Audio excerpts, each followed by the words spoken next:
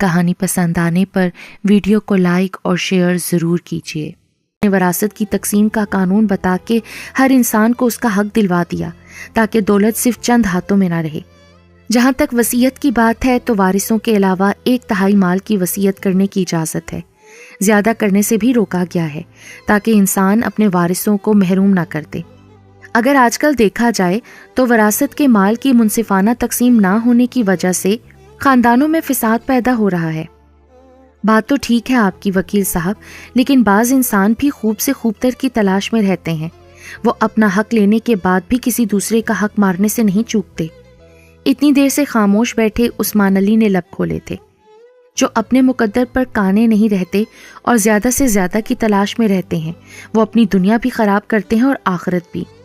وکیل صاحب نے عثمان کو جواب دیا، اور پھر ان دونوں کے جانے کے بعد وہ بیڈ سے اٹھی اور اپنے کئی دنوں کے زیب تن کیے کپڑوں کی شکنوں کو ہاتھوں سے درست کرتے ہوئے ٹی وی لاؤنج میں چلی آئی تھی، جہاں شاہنواز چچا اور چچی پہلے سے موجود تھے۔ آؤ بیٹا، ادھر بیٹھو۔ شاہنواز شاہ نے اپنے ساتھ والے صوفے کی طرف بیٹھنے کا اشارہ کرتے ہوئے کہا، کالج کب جانے کا ارادہ ہے آپ کا؟ اس کے سر پر ہاتھ رکھتے ہوئے انہوں نے پوچھا۔ پتہ نہیں چچا، اس نے گود میں دھرے ہاتھوں پہ نظریں ٹکاتے ہوئے افسردگی سے کہا۔ بابا کی یاد میں آنسو آنکھوں سے ٹپکنے کو آج کل بےتاب رہتے تھے، اس وقت بھی یہی ہوا تھا۔ بری بات بیٹا، روتے نہیں ہیں، انہوں نے اسے چھوٹے بچوں کی طرح پچکارتے ہوئے کہا۔ آج پہلی دفعہ ان کے لہجے میں خلوص کی جھلک تھی۔ زندگی چلتے رہنے کا نام ہے، جانے والوں کے ساتھ زندگی رک نہیں جاتی، اپنے تو ہمیشہ ہمارے دلوں میں رہتے ہیں نا۔ اور حیدر شاہ نے تو ہمیشہ اپنے رویے سے ثابت کیا ہے کہ وہ ایک نفیس انسان تھے۔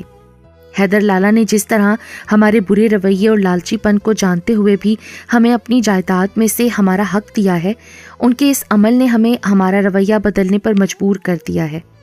شاہنواز شاہ کے لہجے میں شرمندگی کی جھلک تھی، جسے وہ چاہتے ہوئے بھی چھپا نہیں سکے تھے۔ نہ جانے ہمیں اپنوں کی تمام خوبیوں کا احساس اس دنیا سے چلے جانے کے بعد ہی کیوں ہوتا ہے۔ پتہ نہیں انسان وقت ہاتھ سے پھسلنے کے بعد ہی کیوں سمجھتا ہے، پہلے کیوں نہیں سمجھتا۔ انایا نے نہایت دل گرفتگی سے سوچا۔ اوہو بھائی، ایک اہم خبر تو آپ نے ہماری بچی کو سنائی ہی نہیں۔ چچی نے چچا کو ٹوکا تھا۔ عثمان علی کی والدہ نے تمہارا ہاتھ مانگا ہے، تم کہو تو۔ انہوں نے دانستہ جملہ ادھورا چھوڑا تھا کہ کہیں پہلے کی طرح پھر اس بات پر وہ بگڑ نہ جائے۔ آپ ہاں کر دیں، کیونکہ بابا جان کی یہی خواہش تھی۔ وہ یہ کہتے ہوئے اٹھی اور کمرے سے نکل گئی۔